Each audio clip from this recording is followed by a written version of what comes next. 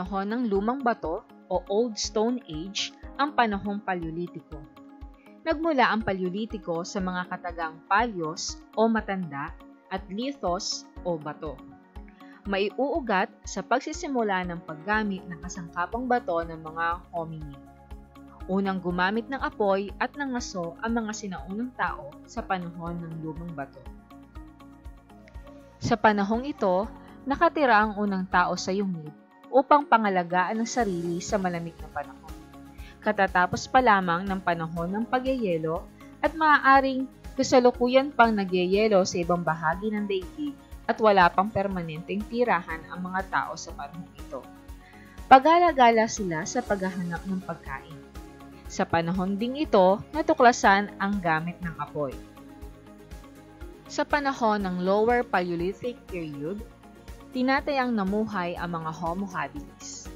Ang Homo habilis ay nangangahulugang able man o handyman dahil sila ang unang species ng hominid na marunong gumawa ng kagamitang yari sa bato.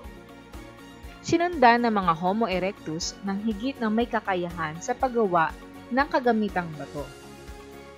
Sa panahon ng Middle Paleolithic period, umusbong ang pagiging artistiko ng mga tao sa pagpipinta sa katawan at pagguhit sa bato. Nabuhay ang taong Neanderthal na natuklasan sa Germany ang mga labi. Pagdating ng panahon ng Upper Paleolithic period, nagkaroon na ng mga unang pamayanan sa anyong mga campsite na kadalasang matatagpuan sa mga lambak. Ang mga taong Neanderthal ay nawala sa panahong ito at napalitan ng mga taong Cro-Magnon. Lumitaw ang mga komplikadong pagpapangkat sa lipunan.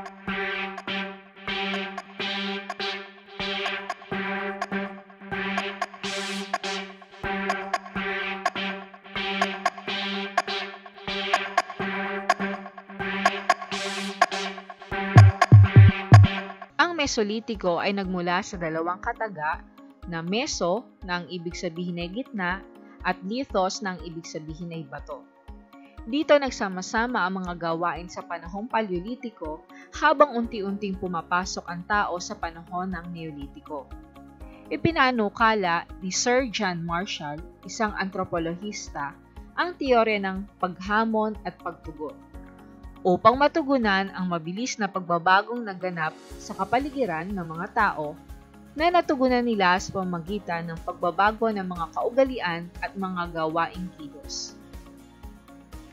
Ang salitang Neolitiko ay nagmula rin sa dalawang kataga, ang Neos o bago at Lithos na ang ibig sabihin ay bato.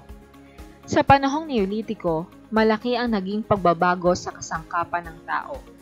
Pinakinis ang dating magagaspang na bato at ginawang iba't ibang hugis at laki ayon sa kanilang gamit. Pamutol ng kahoy, gamit sa pagsasaka, panghiwa, pang-ahit, pamutol ng buhok, pamatay ng hayop, armas, at marami pang iba.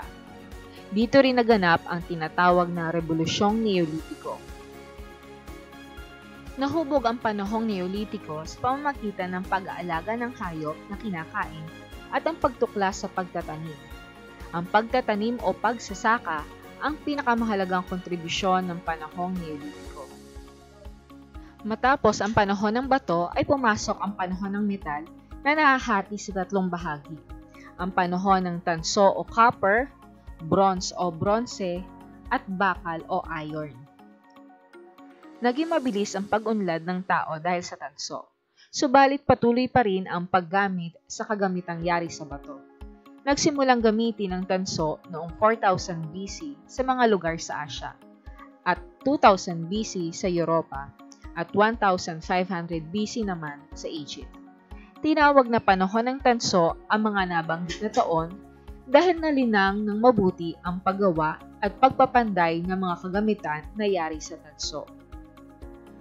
Naging malawakan na noon ang paggamit ng bronze na matuklasan ang panibagong paraan ng pagpapatigas dito. Natutunan ng tao na paghaluin ang tanso at lata upang makagawa ng higit na matibay at matigas na bagay. Tinawag ang kombinasyong ito na bronze o pulang tanso. Iba't ibang kagamitan at armas ang nagagawa mula sa pulang tanso tulad ng espada, palakol, kutsilyo, punyal, martilyo, pana at sibat. Lumaganap ang paggamit ng bronze noong 2000 BC. Sa panahong ito, natuto makipagkalakalan ng mga tao sa mga karatig pook. Ang pag-unlad ng palengke at kalakalan na nagbigay daan sa pag-usbong ng mga bayan at lungsod. Natuklasan ng bakal ng mga Hittite, isang pangkat ng Indo-Europeo na nakatira sa gitnang silangan noong 1500 BC. Natutunan nilang magtunaw at magpanday ng bakal. Noong hindi pa sila gaanong marunong magmina ng bakal, lubhang mahalaga para sa kanila ito ng 5 beses kaysa ginto at 8 ulit kaysa pilak. Matagal nilang pinanatiling lihim ang pagtutunaw at pagpapanday ng bakal. Dahil dito, umunlad ang kabiasnan ng mga Hittite at madalas silang manalo sa mga digmaan. Subalit sa katagalan, natuklasan din ang kanilang lihim at lumaganap na ang paggamit ng bakal sa iba pang kaharian. Ito marahil ang dahilan kung bakit humina ang kaharian ng Hittite. Natapos na natin ang maikling talakayan tungkol sa ebolusyong kultural sa panahon ng bato at panahon ng metal. Ngayon ay subukan naman natin sagutan ang mga sumusunod na tanong.